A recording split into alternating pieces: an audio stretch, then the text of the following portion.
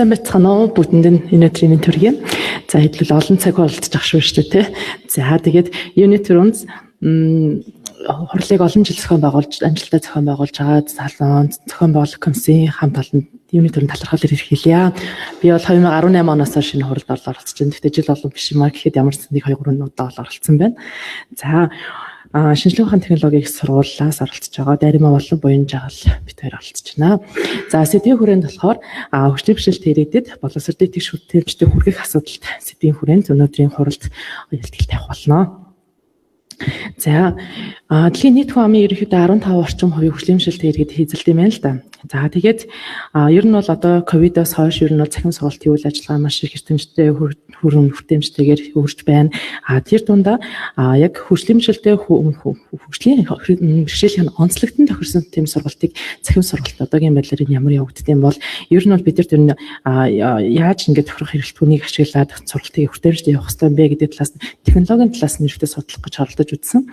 За тэгээд 2024 оны статистик тоо баримтыг харахад 2107 орчим иргэн хүчний бэрхшээлтэй Монгол улсад амьдарч байна. Түүнээс яг бэрхшээлийнх нь суралцагчийн боловсролын төвшинг авч үзэх юм бол 19-с 34 насны нийт одоо суралцж байгаа ихтэй сургууль хамгаалалтын байдал 0.87-д маш бага хувь байгаа байхгүй юу? Ихтэй сургуулийн хамгаалтын байдал маш бага байна. Тийм учраас үүнийг бас тодорхой хэмжээгээр яаж бид нар төвшин илүү байх ёстой юм. Нийт суралцж байгаа одоо тоог нь бол бид нар бас нэмэх бас бүтээмжтэй хүрэх шаардлага бол байна гэдэг энэ судалгааны үндэслэлээс харж байна. За судалгааны хүрээнд авах юм бол одоо яг 3 бэрхшээлийн төрлийг авч үзсэн байгаа. Хараа сонсвол болон хэл ярианы бэрхшээлтэй хүмүүсийг онцолж авсан. За захим одоо ур чадварын өнөөгийн байдлыг үнэлээд тэдгээр иргэдийн хамгийн түгээмэл ашиглагддаг буюу тухайн иргэдээс өөрсдөөс нь авсан судалгааны үрд нь одоо асуулгаар захим хуудас болон гар утасны аппликейшнуудын хүртээмжийн үнэлгээг нь хийгээд цаашид тухайн сургалтын захим сургалтын үйл ажиллагааг хүртээмжтэй хүргэх юм боломж нь бидэрт юм байгаа юм бэ? Мөн архитектурын хувьд яаж бид нар зохион байгуулах ёстой юм бэ гэдэг талаас нь авч үзсэн байгаа. За юуны хийхэд бол бид нар тодорхой хэмжээний арга зүй хэрэгтэй болсон. Өнхийн тулд нэгдүгээр захим хуудас болон гар утасны аппликейшнуудын хүртээмжийг хүнлэгийг хийхин тулд www.3w шүү дээ консорциумаас гаргасан VCAG гэсэн захим хуудасны контентын хүртээмжийн үнэлгээ close их явлаа. За авч үзсэн тухайн одоо аргачлалыг л ашигласан. Хоёрдугаар болохоор тухайн иргэдийн захим ур чадрын үнэлгээг хийхин тулд DG-Comp буюу 1.0 гэсэн ерөнхий Европын холбооноос гаргасан юм аргачлал байдаг. Тэгэхээр энэ хоёр аргачлалын хүрээнд л авч үзсэн байгаа. Ашигласан байгаа. За судалгааны тоо буюу төврийг бид нар тодорхойлохын тулд мэдээж л нөгөө төврийн аргачлалыг ашиглаад тоо 158 иргэн бол хамрах юм бол ямар нэгэн байдлаар 19-с 34 насны нийт амьдарч Улаанбаатарт амьдарч байгаа судалгааг ямар ч синхронбох альбан ямар ч хангах юм байна гэж төврийн тоо гаргасан. За нийт судалгаанд хамрагдсан 150 иргэдийн 45.1% нь эрэгтэй, 52.9% эмэгтэй хүмүүс хамрагдсан байгаа. За тэгээд энэ судалгааны тодорхой нь бол мэдээж нөгөө яг тодорхой таргет групп нь хүчний бэрхшээлтэй иргэд байсан учраас жил гарангийн эрхтэй хугацаанд судалгааны хийсэн байгаа. За тэгээд харааны бэрхшээлтэй иргэдийн 67 иргэн, сонсголын бэрхшээлтэй 47, хэл ярианы бэрхшээлтэй 44 иргэд эрхтэй авч үзсэн байгаа. Сонсгол болон хэл ярианы бэрхшээлтэй иргэдийн хэлбэрийн хувьд 76.5 нь болохоор төрөлх юм.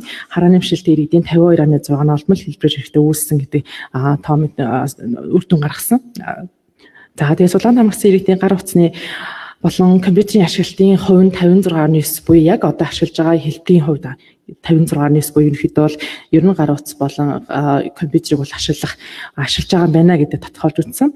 За судалгааны объектын хүрээнд болохоор тухайн авсан иргэдийн судалгаа нь иргэдээс ингээд ирэм ингээд үүсгээд яг та нарт ингээд захим хуудас болон гар утасны хамгийн их ашиглагдж байгаа одоо аппликейшн болон вебсайтыг бол нэрлүүлээд за ингээд харахаар ерөөдөө захим хуудас илүү авч үзсэн байгаа. Мөн аппликейшны хувьд 95 аппликейшнээс одоо хамгийн дээр олон одоо 90-бэрээ болохоор энэ 5-ыг болохоор авч үзсэн. За тэгээд захим хуудасны хувьд болохоор өөрийн төлөө болон Connect-тэй үйлчлэгнүүдийг бас хамруулж оролцуулсан байгаа.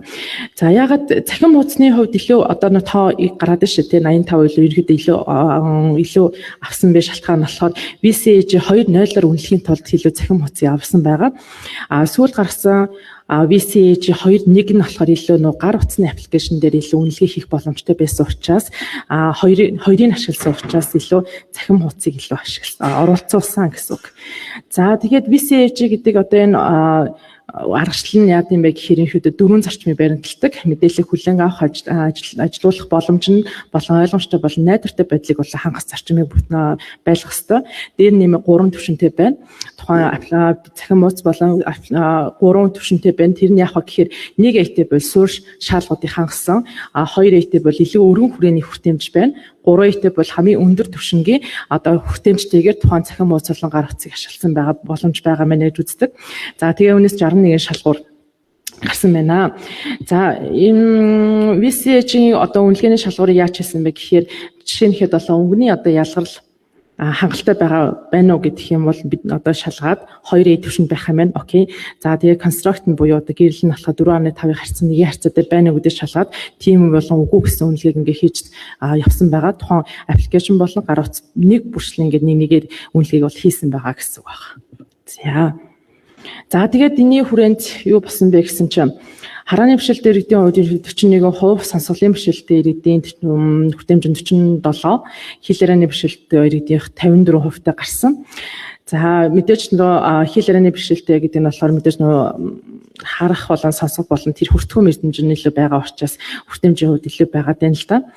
За тэгээд үүнээс болохоор гар утасны аппликейшны бидэрт бас нэг юм алгаа гараад байна. Вебсайт нь тохируулгатай болоод байгаа мөртлөө аппликейшнууд нь болохоор тохируулга байдгүй гэсэн юм тодорхойл гараад байна.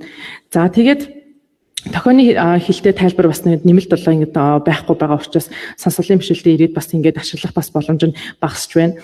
За тэгээ өөрийн төтрэн болон кино контентын үйлчлэгийн аппликейшн нэмэлт тохируулга байхгүй байгаа нь гарсан. За тэгээ зэсийн мэдээлэл болон солигдож байгаа мэдээлэл нь болохоор цаашаа шилжихтэй болоод бас гарахгүй байгаа гэсэн мэдээлэл нь байдал нь болохоор хүртээмжгүй хэлбэрийг бол үүсгэж байна. Гол одоо асуудал маань энэ дээр тавигдж байна гэж гарч ирсэн байгаа. За харин тухайн иргэдийн цахим муур чадрыг үнэхдээ үнэлж байгаа шалтгаан нь болохоор бид боловсролын хүртээмжтэй хүргээ цахим сургалтыг бид хүртээмжтэй өргөхийн тулд тухайн иргэдийн өөрийнх нь чадрыг бид тодорхойлж иж цахим сургалтыг хэрхэн ямар байдлаар хүртээмжтэй хүргэх юм бэ гэдгийг тодорхойлох шаардлага байсан учраас энийг бол орхилдуулж болохгүй байсан. За цахим муур чадрын хүрээнд үйлчлэх юм бол Европын холбооноос гаргасан DJ Company 1.0 гэсэн вершн ашиглаж үзсэн. Энэ нь болохоор 5 чадамж мөгөөд 21 чадрыг үнэлдэг тийм үнэлгээний аргачлал байдаг. За энэ дээр болохоор 5 гол зарчим буюу мэдээллийг хайх чадвар байна уу?